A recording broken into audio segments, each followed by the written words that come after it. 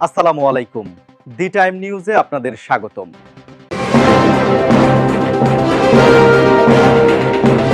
প্রথমবার সশস্ত্র বাহিনী বিভাগে অফিস করলেন তারেক রহমান, রাজনৈতিক অঙ্গনে নতুন আলোচনা।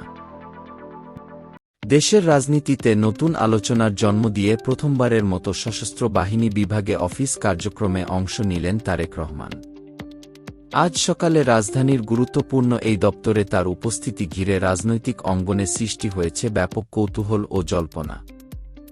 সংশ্লিষ্ট সূত্র জানায়, নির্ধারিত সময়ে সশস্ত্র বাহিনী বিভাগে পৌঁছে তিনি ঊর্ধ্বতন কর্মকর্তাদের সঙ্গে সৌজন্য সাক্ষাৎ করেন এবং চলমান প্রশাসনিক ও নিরাপত্তা বিষয় নিয়ে আলোচনা করেন।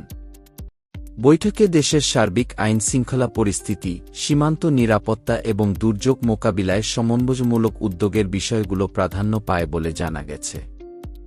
রাজনৈতিক বিশ্লেষকদের মতে, এই পদক্ষেপ দেশের রাজনৈতিক প্রেক্ষাপটে একটি তাৎপর্যপূর্ণ বার্তা বহন করছে।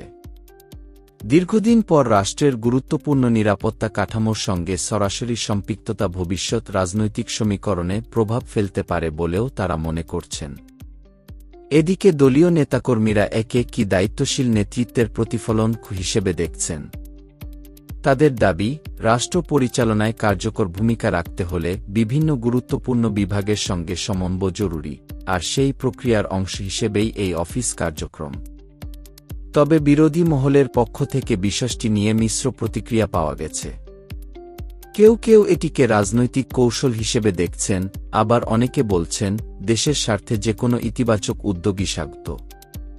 সব মিলিয়ে সশস্ত্র বাহিনী বিভাগে তারেক রহমানের প্রথম অফিস করা দেশের রাজনৈতিক অঙ্গনে নতুন এক অধ্যায়ের সূচনা করেছে বলে মনে করছেন সংশ্লিষ্টরা। এখন দেখার বিষয়, এই পদক্ষেপ ভবিষ্যতে কী ধরনের রাজনৈতিক বার্তা ও পরিবর্তন নিয়ে আসে। আরও আপডেটের জন্য সঙ্গে থাকুন।